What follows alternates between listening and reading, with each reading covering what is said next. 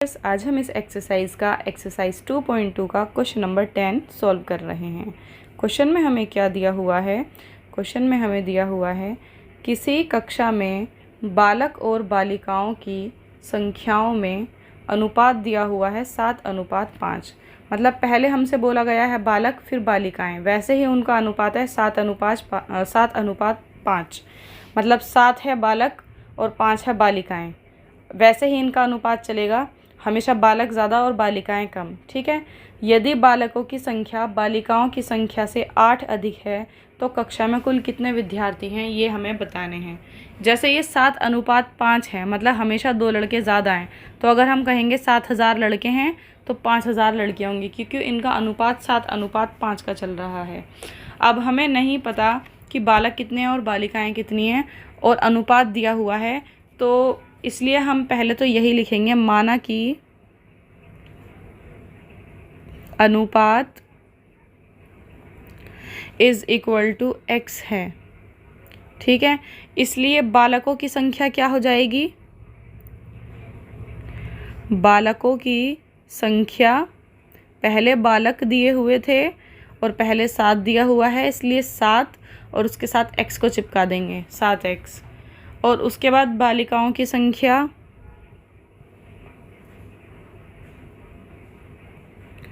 बालिकाओं की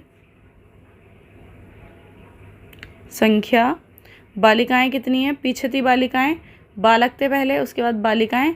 वैसे ही 7 पहले था, 5 बाद में, तो ये हो जाएगा 5 और उसके साथ x को चिपका देंगे 5x।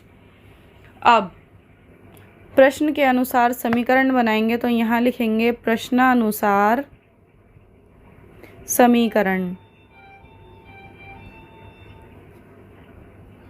यहाँ पर ये हमें बोल रहे हैं कि यदि बालकों की संख्या बालिकाओं की संख्या से 8 अधिक है, ठीक है, तो कक्षा में कुल कितने विद्यार्थी हैं?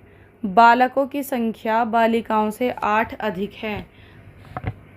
क्या कहा है? यहाँ पर इन्होंने कहा है कि यदि बालकों की संख्या बालिकाओं की संख्या से 8 अधिक है, मतलब बालक और बालिकाओं की जो संख्या में अंतर है वो 8 का है।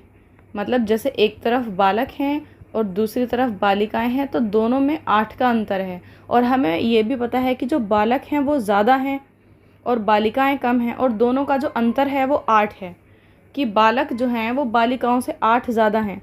मतलब हम बालक में से बालिकाएं घटाएंगे तो 8 आ जाएगा, इसलिए हम यहाँ पर घटा रहे हैं।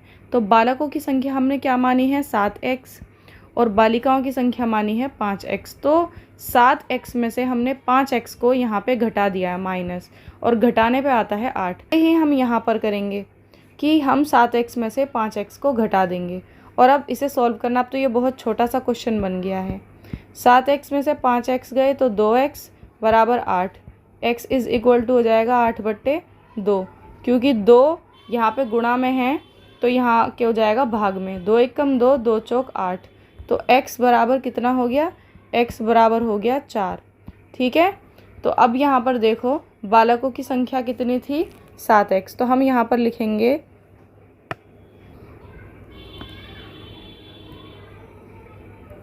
बालकों की संख्या इज़ इक्वल टू कितनी थी? 7x। 7 की जगह 7 रखेंगे, दोनों के बीच में कोई साइन नहीं है तो गुणा का निशान लगाएंगे।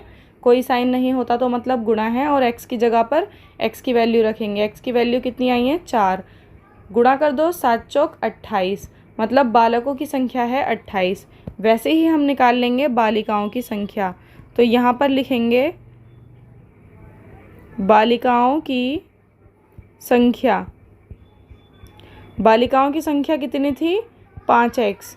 तो 5 का 5 गुणा x की जगह x की वैल्यू रखेंगे। x की वैल्यू कितनी है? 4। 5 चौक 20, तो बालिकाएं हैं 20, और हमसे पूछे गए थे कुल विद्यार्थी, तो यहाँ पर लिखेंगे कुल विद्यार्थी। कुल विद्यार्थी मतलब बालक प्लस बालिकाएं, तो 28, और उसमें प्लस करेंगे 20। 28 और 20 कितने हो गए? 20 और 20 40, 40 और 8 48, मतलब कुल विद्यार्थी हो जाएंगे 48। बस इसी के साथ आपका ये क्वेश्चन कंप्लीट हो गया है। और हमें यहाँ पे कोई हिंट दिया हुआ है? यहाँ पे हमें दिया हुआ है कि बालकों की जो संख्या है वो बालिकाओं से 8 अधिक है। एक बार रफ वर्क में करके देखें सच में 8 ज़्यादा निकलती है या नहीं। देखो बालक निकले हैं 28 और बालिकाएं निकली हैं 20, घटाओ 28 में से 20 गए 8। हाँ, तो इसका मतलब हमारा आंसर ठीक आया है। हम इस तरीके से चेक भी कर सकते हैं।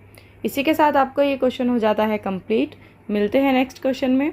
Bye guys.